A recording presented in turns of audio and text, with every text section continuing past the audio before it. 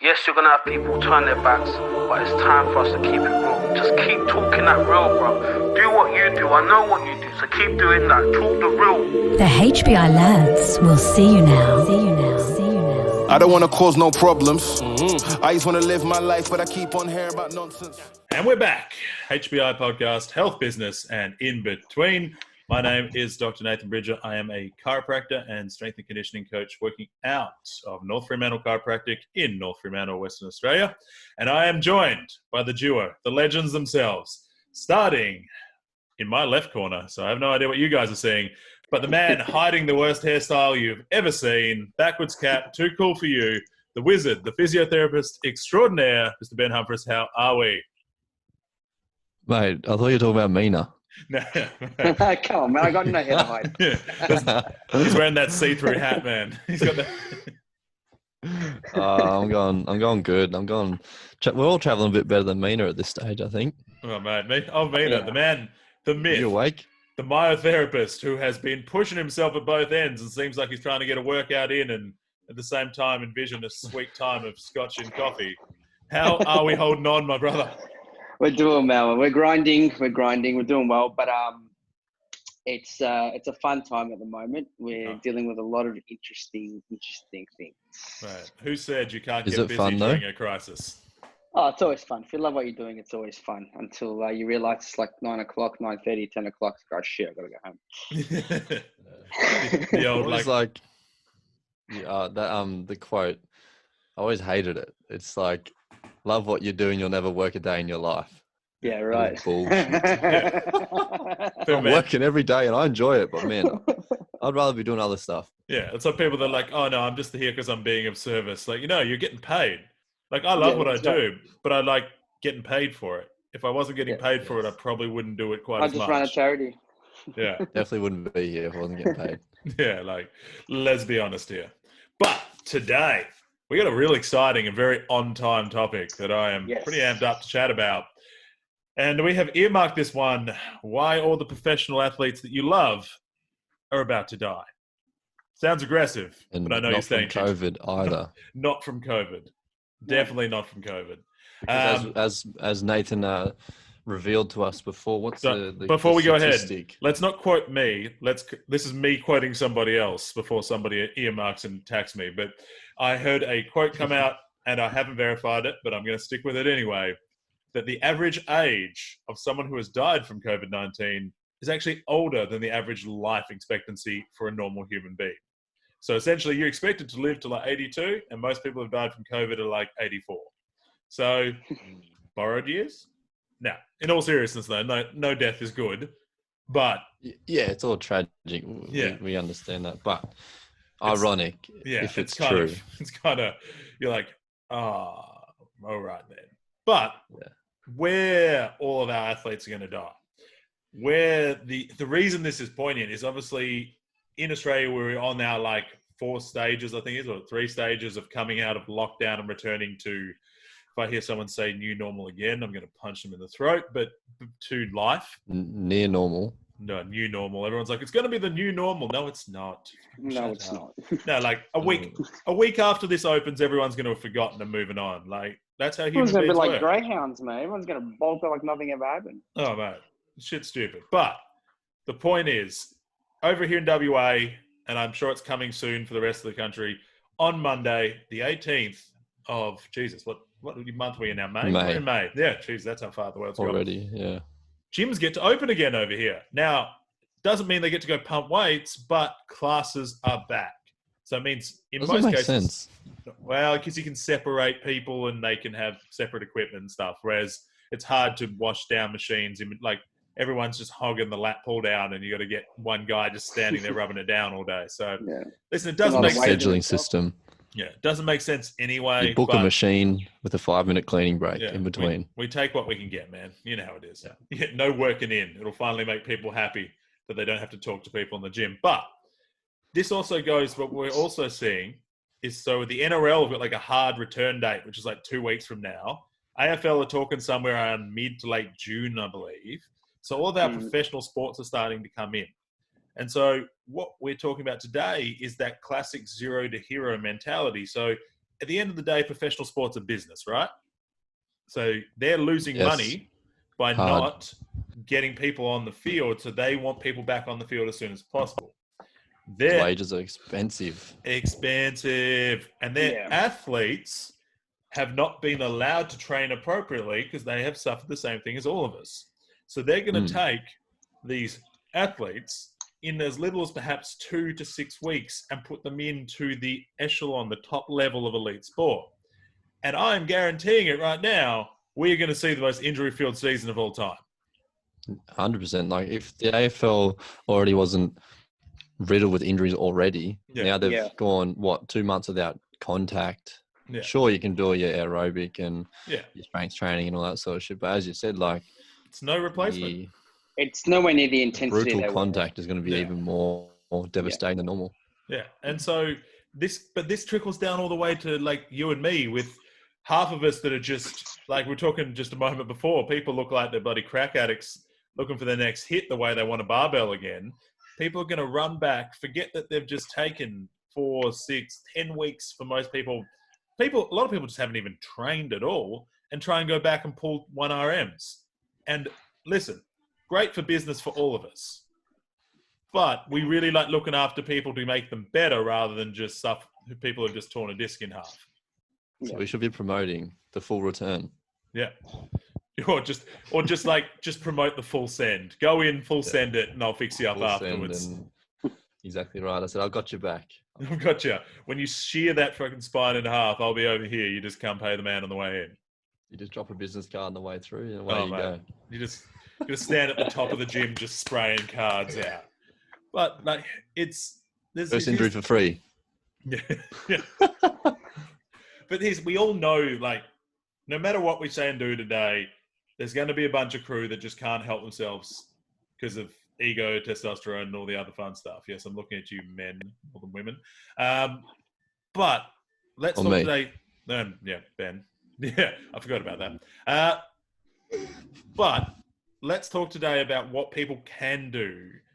So, let's talk about that. Let's not bust this nut too quick here. Let's get back in. Let's get a few strokes in before we get things going hard. How can we make sure that, when none of us are indestructible, how can we return to doing what we want to do at a good level without possibly putting ourselves at great risk? And then the same token, what advice do you guys have for those elite athletes that's going to help them? I think we touched on all of this shit with our returning after Christmas holidays and all that sort of shit, having like a hiatus of 2 weeks off training or something like that. We just roundabout said where you'll start getting some deconditioning, you'll start getting some, atrophy and a little bit of weakness and all that sort of shit. And we all understand that, tendons have a poorer vascular supply, so they take a bit longer to adapt. And a lot of these problems that we'll see are not only obviously high velocity traumatic injuries from contact sports, but there'll be a lot of tendon injuries going on. And a lot of non-contact ACL and stuff like that. Just I put my foot down and my knee blew out. Yeah, and it happens a lot already in the AFL. The mechanical faults, that these people have.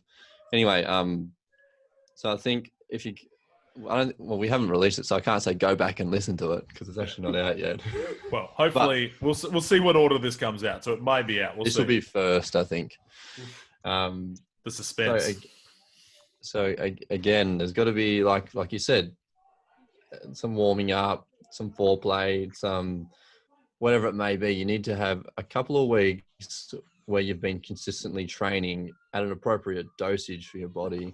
That's going to be, somewhat ramping you up to, the main stage and to the game. So we can be very generic and say that, whether it's lifting or whether it's running or whether it's hiking or whatever it is that you're into, you need to at least have a bit of a plan for, I'd say, a good month at this stage. We've all had roughly potentially 2 months off, team sports, gym, all that sort of thing. So there needs to be a month where you've got a structured program where you're going to have, an appropriate loading dosage that you can handle. You'll always be keeping in touch with how your body's responding to training. You'll make sure you're your delayed onset muscle soreness is symmetrical. You'll make sure you're not getting any nasty sort of isolated pain in your tendons, let's say your Achilles tendon or your patella tendon or the front part of your shoulder, and you'll make sure that your body is responding accordingly. Now, we can only give very generic information here, but the best thing I like to tell my clients is literally it's intuitive training. If it feels great and you're pulling up well, continue that same pattern. Don't keep increasing session to session, because you're probably weaker and more deconditioned than you were when you were currently lifting those weights or training at that volume or running that amount of kilometers per week. You just need to take a back seat and really think about what you're doing and have an actual plan. Yeah, you need to get back to enjoying the process, right? Because more is not always better. And I think that's what you're really illustrating there, is that if we're getting a result, we don't necessarily need to suddenly do more. Because when we edit a program, this is obviously not from so much our elite athletes, but we edit a program because it stops delivering. So if you're steadily improving, and I know I'm making a visual mark here on a audio technology, but if we think of a graph and that line's going up in your terms of your performance, you don't need to do more because you're already improving. If that line starts to bottom out or go down, then we need to make a change.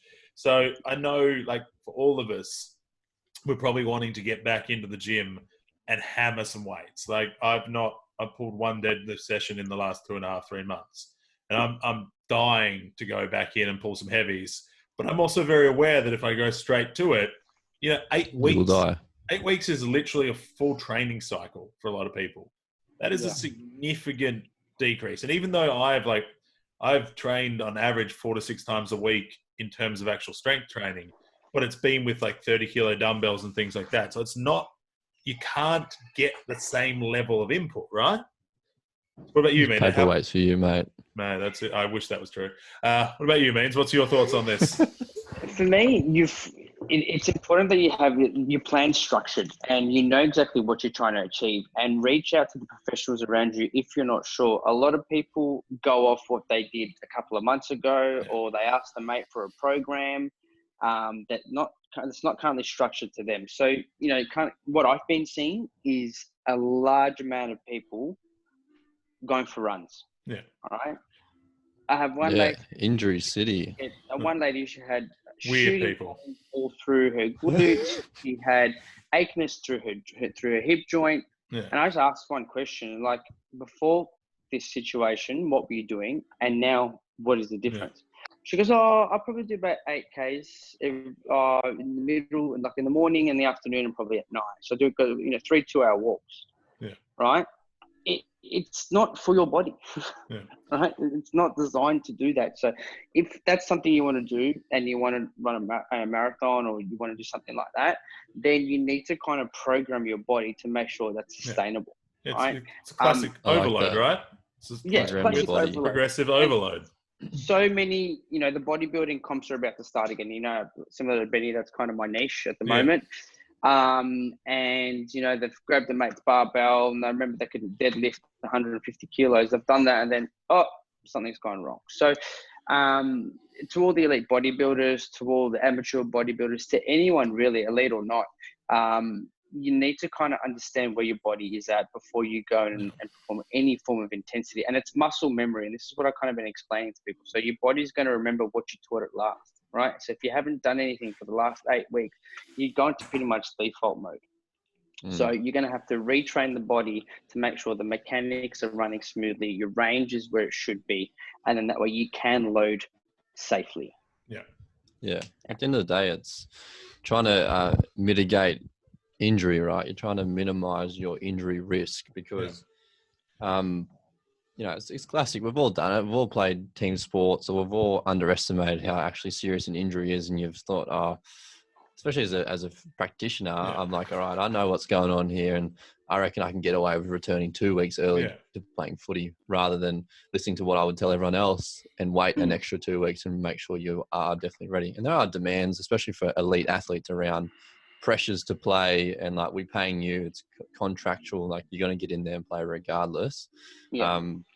Yeah, which most times people are all right, but oftentimes people pick up these nasty injuries, they've returned too early, and then they've fucked it up even worse, and therefore they're out for a longer period of time versus doing the due diligence and preparing the body appropriately. But No, yeah, you don't want to become the tampon player, right? In for one, out for three. You like lose that your contract. Oh, mate. But I think it's just I mean that you touched on again. We have to have a goal. So for us, obviously, when you're an elite athlete, your goal is to play. That's no longer so much the goal; it's your job. Yeah. If we go back to us who do this as part of our lifestyle because we enjoy it and because it's a good thing for us, the best thing for us, for a lot of us, we do it for our mental health. How many people have you had come out during this time and be like, I need to get back in the gym for my mental health? It's killing me. Yeah, great. But if you go back in now and you cook it, well, you're going to be back out for 6 to 8 weeks and your mental health's worse. So they're saying it's for mental health, but they're coming back here with physical pain. So it's like something has to balance out. But that's all from ego, because you've decided that for your mental health, you need to go grip it and rip it. Whereas if it's truly for your mental health, you just need to go in there and move. A therapeutic dose. Yeah. I've worked with a few elite athletes. Very subjective as well. Yeah. It is. And I've worked with a few elite athletes, and the environment there is very intense, and there's a lot of people constantly working, and they don't get given the time they actually need. Yeah. Right. And this has been something they don't spend a lot of money on this sort of thing. Yeah. Unfortunately. Right. So especially from an elite athlete level, it's important that even if you need to seek external support, do it. Right. You've got to, obviously check with your physios and your in-house doctors and all that sort of thing, and get referred to someone that they trust. But you've got to get the right treatment, because a lot of these guys, I don't know exactly kind of what sort of training they've been doing, especially if in the next 6 weeks they want to start playing again. Yeah. So it's just getting the appropriate help from the appropriate and relevant people, and making sure your advice and recommendations and programs and all that sort of shit is done accordingly to you and your capacity, physical capacity. Yeah. So, and the thing is, there's no real way to know your physical capacity. It's a subjective thing. So you need to. I know who we're talking to. People don't know. That's right. Yeah.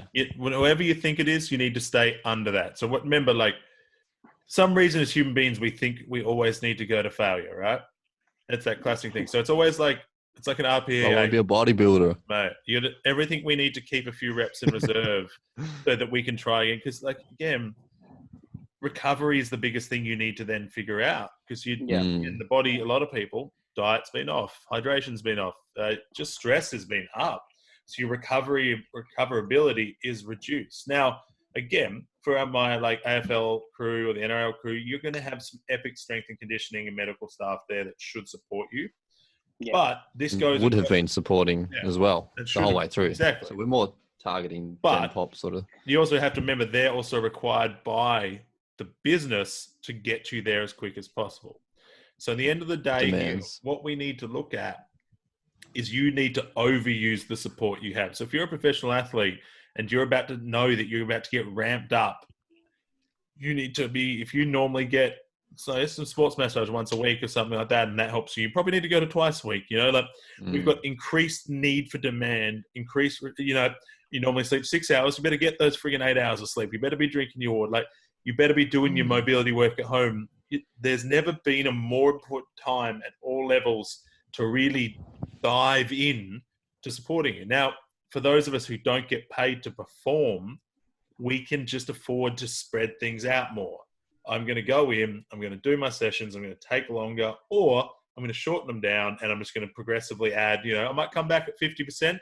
Next week I go to 60, then I go to 70, which is a real simple, basic technique, but you're getting blood flow, you're getting movement, you're testing range, as Mina said before, because half of you have been sitting on the couch binge watching Netflix. I know what your crew Last Dance, that's a good one. Mate, there's no bad stuff. Tiger King got an absolute thrashing at the start of the season, and then but your hip mobility, ankle mobility, shoulder mobility, thoracics is probably a bit cooked up. So we want to be able to spend some time getting that moving before we start going hard. So I think it's, I know we're preaching on here, but it's just, I hate seeing people. We see it all the time, though. Yeah, I hate You know, seeing people go too hard and get injured. And for us to see any health professional, and I know Benny and I kind of been harping on about this, but to try and be effective as health professionals as well, don't take the piss out of the client too, right? Yeah. And make sure that you're doing the right thing as a therapist, and setting them up to succeed. Yeah. If you can do as much as you possibly can in one session, don't be a dog, right? And like I was saying to someone today, I'd rather have someone twice a year for maintenance for the rest of their lives and have their whole family than treat you 8-10 times and never see you again, right? So you've got to do the right thing by the client as well. We're there as professionals to offer the right advice and the most accurate advice. And especially during this time, it's about support. And so support your clients, because, they'll support you moving forward. So it's just important. Good points. It's, being ethical, right, with your business. It's being intelligent with you returning to sport. Like, as you guys said, if you've got a goal to aim at, then you can work backwards from there, right? So you don't end up biting off more than you can chew. And I think it's a good point touching on the therapist there as well. And this is where you get that collaborative team, multidisciplinary team approach. Like Mina, as you said, you've got an in-house osteo, remedial, myo, about to get like a physio and a strength and conditioning coach. Like, bang, that's your team in-house right there. Like we, as you know, use a chiropractor regularly. We do a personal training service. We do the physio, the programming. We use sports doctors or whoever else we need as our medical sort of help.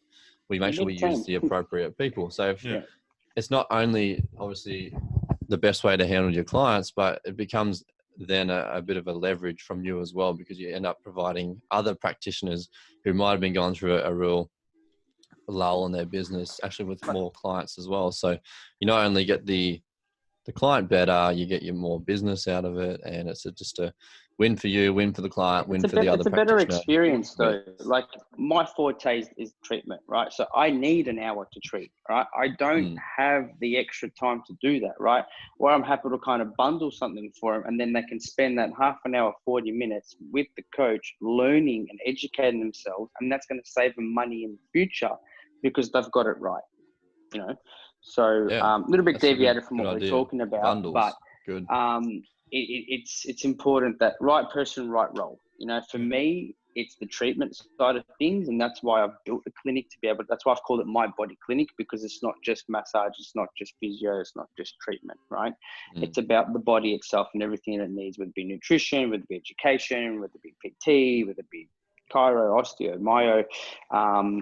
That's kind of what you want to offer. And elite athletes, that's exactly what they need. They need a combination of all those things to make sure they hit their desired goal and stay injury free. Nice. Good. All right, boys. Well, I think let's just sum it all up there today. I think for me, hearing all that and some really important stuff said there today, but if we're returning, for us that are not getting paid to train, where it's something we do because we love, don't be afraid to take more time, seek out help if you're not already getting it, set the right goals, and then execute the plan of coming in at a certain level and listening to your body and adjusting that plan based on what your body says. Accordingly. Yeah. For our elite athletes, it's never been, you already have a team around you. You've got strength coaches, you've got med crew all through there, and hopefully you've been pushing hard. But hopefully you understand that it's never been more important for you to leverage further. So look for those good referrals. Look for avenues that you've not been hitting in order to maximize your return. Because there's no doubt you can't avoid the stress that's coming, but you can set yourself up for success by leveraging other avenues. Very good. Sound good? And I think, I don't know about you guys. I'm sure, Nathan, I know you definitely do it. And Mina, like anything, like when I'm dealing, it's like we could treat this almost as a return from injury, which is like your body is not injured. It could be injured, might not be injured, could be in pain, might not be in pain. But just like when you come back from injury, right, you don't blast yourself, otherwise you get injured again. Yeah. So with all of my programming, I'll create the first 5 weeks would be like a motor patterning endurance sort of capacity type of program where you might be, what I put in it is 2 sets of 15, 2 sets of 10 per exercise. We might limit the amount of exercises you're doing, make sure you're tolerating it well. And then if things all go well, we progress to a more of a hypertrophy strength cycle, then we'll progress from there. So I think that if you are guys listening in are looking for parameters around like exact details, we can give you our best sort of information. So feel free to reach out to Nath or Mina or myself, and I'm sure we're happy to flick you over a voice message or send you through one of our some of our programming and some of our guidelines around how you should structure. And at the end of the day, or you can just go see someone local who you trust, or contact someone local who you trust to get these specifics, because what we're talking about today is very generic. But there is also some specific information we can give you guys. Beautiful. All right, legends. Thank you for tuning in as always. Please, it really does help us. If you enjoyed today, take a screenshot, throw us on the gram, tag us in it, let us know what you're enjoying. And always, if there's something specific you'd love us to cover, definitely drop us a comment and let us know. Also, please leave us a 5-star review wherever you get your podcasts. And as always, we'll see you soon. Have a great day, boys. Hey guys. Enjoy. See you later.